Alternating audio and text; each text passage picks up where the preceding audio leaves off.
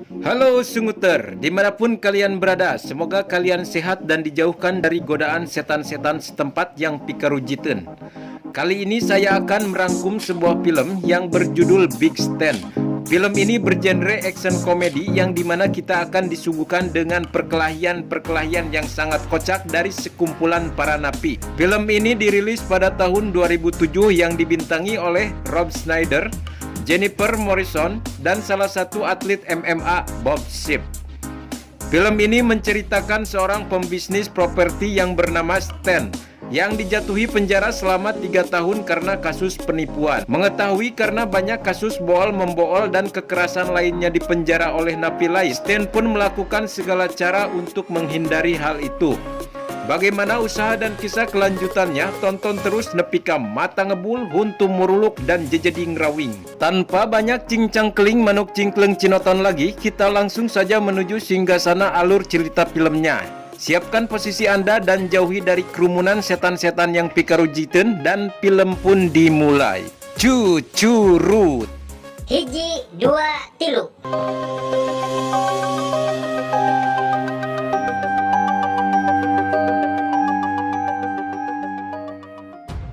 Film kita awali dengan seorang pria kecil mungil yang bernama Stan Minton yang mencoba menipu wanita tuir untuk membeli sebuah kondominium atau imah reyot biasa orang kampung kami menyebutnya. Stan adalah pembisnis properti yang telah banyak melakukan penipuan kepada kliennya. Namun kali ini ada salah satu kliennya yang telah melaporkan aksi penipuannya, sehingga polisi pun datang dan langsung menangkap Stan. Dalam persidangan, Stan dinyatakan bersalah dan dijatuhi hukuman selama 3 tahun di Fairlawn. Stan ditemani istrinya bernama Mindy. Dia sangat rungsing dengan keputusan hakim sehingga dia meminta pengacaranya untuk menyuap hakim tersebut.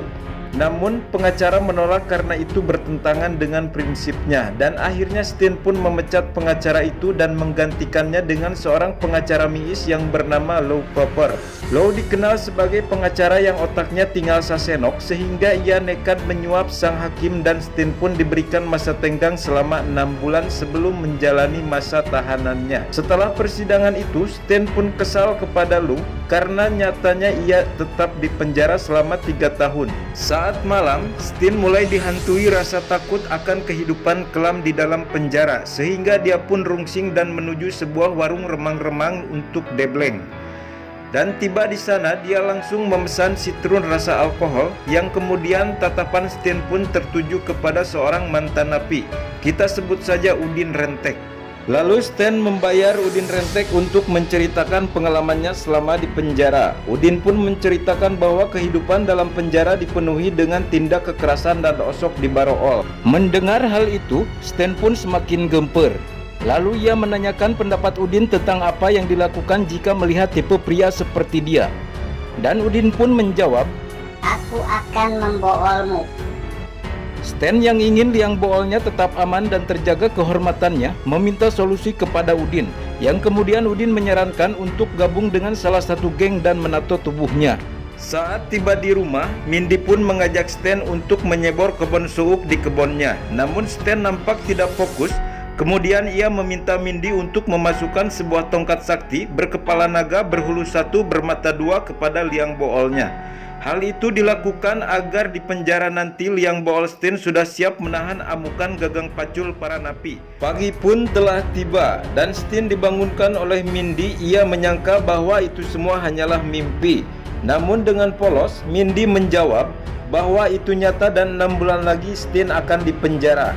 Wajah Stan pun nampak binghar, gentel, dan pias sehingga Mindy mencoba meyakinkan Stan bahwa ia pasti bisa mengatasi semua masalahnya. Stan pun termotivasi dan mulai segala cara untuk bisa bertahan hidup di penjara nanti, seperti menato bool, fitness, dan latihan karate pada seorang master bernama Junaidi. Atau Mr. Cho. Namun Stan nampak tak puas dengan metode latihannya. Ia pun meluapkan emosinya dan menyiksa salah satu murid yang ada di sana, sehingga Junaidi pun mengeluarkan Stan dari tempat itu. Tak lama kemudian, seorang pria tuwir muncul. Tanpa diduga, dia sangat sakti dan menguasai banyak ilmu bela diri. Pria itu dijuluki The Master. Dan Stan pun berguru kepada The Master tersebut. Esok paginya, Stin memulai latihan dengan sarapan ular dan kalajengking. Setelah sebe, Stin mulai dilatih dengan teknik Wing Chun atau jurus bangojengke. Kekuatan cokor, kekuatan nenen, dan latihan sadis lainnya. Esoknya, Stin melanjutkan latihan lagi. Kali ini Stin dilatih dengan lebih sadis, seperti teknik tangan besi, tongong besi, jari kematian, dan angkat besi. Sehingga kemudian Stin pun berhasil menguasai semua teknik tersebut. Dan Stin pun diberi ujian kelulusannya dengan harus mengalahkan Mr. Chow. Hello, Cho. Saat berduel, Stin pun dapat mengalahkan Mr. Chow dengan sangat mudah. 6 bulan pun berlalu dan kini tiba saatnya untuk menjalani masa tahanannya. Saat akan paturai, Lo mengatakan bahwa ada perubahan putusan di mana Stin tak jadi dipenjara di Pearland, melainkan dipindahkan ke Oxford. Stin pun dibawa ke penjara Oxford. Hey, sweetie. Ain't you got a name?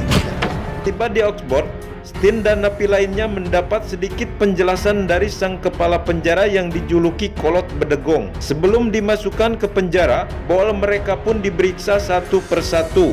Isi ayah genot tantawanya. Petugas pun dibuat kagum dengan tato bool milik Stan yang bergambar urap genot. Di dalam sel, Stan mendapatkan teman sekamar yaitu seorang napi legend yang dijuluki si Kopet. Awalnya Stan dan Kopet berselisih, namun tak lama mereka baikan dan menjadi sepasang sahabat. Saat di luar, Stan menanyakan tentang napi yang paling ditakuti di sana.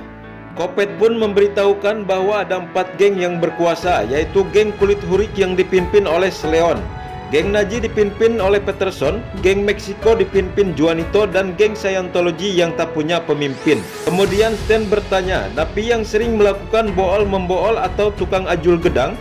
Kopet pun menunjukkan seorang pria badigul bernama Big Raymond yang terkenal sadis saat bool-membool. Kebetulan saat itu dia sedang mengancam seorang napi untuk dituri. Tanpa basa-basi, Stan pun langsung menghampiri dan menghinanya, sehingga mencuri perhatian napi lainnya. Dan Big Raymond yang sudah emosi langsung menyerang Stan. Lalu Stan pun langsung melawannya dengan sebuah buku. Big Raymond pun sangat mudah dikalahkan sampai jari-jarinya dibikin merengkel.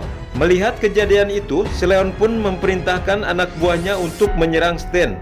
Dan lagi-lagi dengan kemampuan kumpunya, Stan pun mampu melumpuhkan mereka satu persatu, hingga akhirnya Sleon pun turun tangan dan Stan pun langsung merontokkan huntunya. Peterson yang kagum melihat kemampuan dan mengajak Stan bergabung, tapi Stan malah menghajarnya. Setelah kejadian itu, Stan pun sangat ditakuti dan disegani oleh para geng dan semua napi di sana. Di sisi lain, ternyata dari dalam kantor ada aki-aki Miis menyaksikan kejadian itu dan meminta anak buahnya untuk membawa Stan ke ruangannya. Kiranya mau dihukum, aki-aki Miis tersebut malah menyuguhi Stan udud rotama dan kopi hidung. Gaji. Ternyata si Miis tahu Stan adalah pembisnis besar properti dan hal itulah yang menyebabkan Stan dipindahkan ke Oxford, di mana si Miis ingin mengajak kerjasama untuk menutup penjara itu dan menjadikan sebuah kawasan real estate, dan sebagai imbalannya Stan bisa bebas dalam waktu setahun. Mendengar hal itu, Stan pun sangat senang dan mulai memberi masukan pada rancangan bangunan yang telah disiapkan oleh si Miis. Ketika Stan sedang adus, tiba-tiba Peterson muncul dan menyerangnya, yang pada akhirnya Peterson pun dicorok-cok oleh Stan. Setelah itu, datang sekawanan gagang pacul renghek dan melakukan serangan pada bool Peterson, yang membuat bool Peterson doblang dan pareri. Keesokan harinya, saat Stan membaca sebuah file, tiba-tiba si Miis datang bersama mitra kerjanya yang bernama Tuan Deng. Kemudian Stan memberitahukan bahwa ada kejanggalan pada isi kontrak yang dibuat oleh Deng, sehingga ia menyarankan untuk menggunakan jasa Lu untuk merevisi kontrak tersebut. Di sebuah bar, Lu mencoba menggoda jaksa penuntut yang bernama Madam Sengklek dengan tujuan agar Stan bisa mendapatkan pemotongan masa tahanan. Dan usaha Lu pun sukses, kemudian ia pun berceot-ceot dengan Madam Sengklek. Namun tak diduga, Deng dan anak buahnya mendatangi Lu dan menghajarnya. Dalam sel, Stan terlihat menulis surat buat Mindy karena kangen ingin menancapkan tongkat saktinya. Di saat Mindy sedang membaca suratnya, muncullah The Master dan mereka pun nampak baru selesai melakukan kerja bakti. Au, gaji. Keesokan harinya, Stin mengumpulkan semua napi di Sampalan agar mulai hari itu semua napi harus hidup sakinah mawadah warohmah, yang menyatakan perjanjian jangan ada lagi pertengkaran, kecemberutan, dan pemboholan kepada napi yang lemah, kecuali kepada napi kasus pemerkosaan dan penyiksaan anak. Sejak saat itu, para napi pun bisa hidup damai dan sentosa, dan para napi pun melakukan perayaan bersama. Saat makan, Kopet memberikan sebuah surat berupa balasan Mindy bahwa Mindy sangat merindukan Stin. Seketika, Stin pun merasa bunga. Setelah mendapat izin dari si Miis, Stin pun menemui Mindy di sebuah kamar dan mereka pun langsung kerja bakti. Sehabis itu, Stin mengatakan bahwa Mindy banyak kemajuan dalam bidang kerja bakti. Dengan polos, Mindy pun menjawab itu semua karena latihan setiap malam dengan The Master. Edan. Di sisi lain, si Miis melihat keanehan di mana semua napi sekarang jadi hidup damai dan rajin menabung.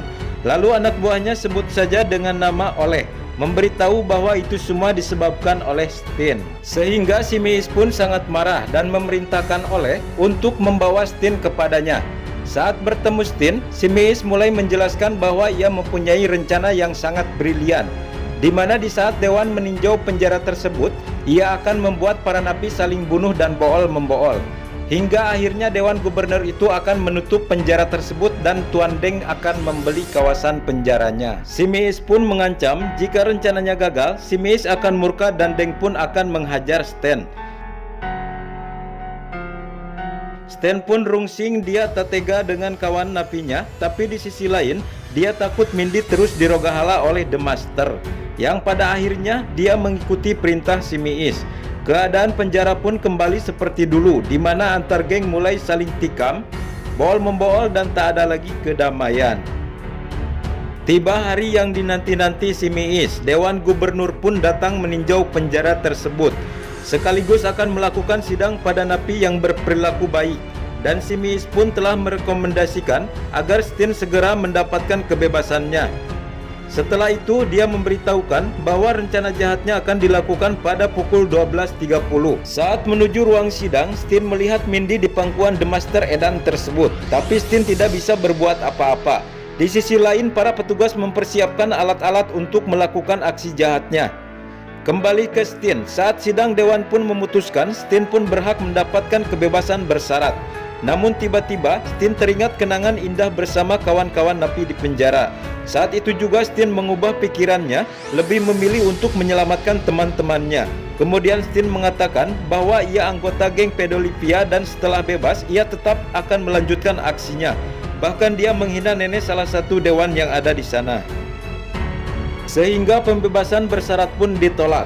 Setelah keluar sidang, Mindy langsung memeluk Stin. Namun Stin nampak rudet dan mengacuhkan Mindy. Hingga The Master menjelaskan bahwa dia tidak pernah kerja bakti bersama Mindy. Lah, wadul.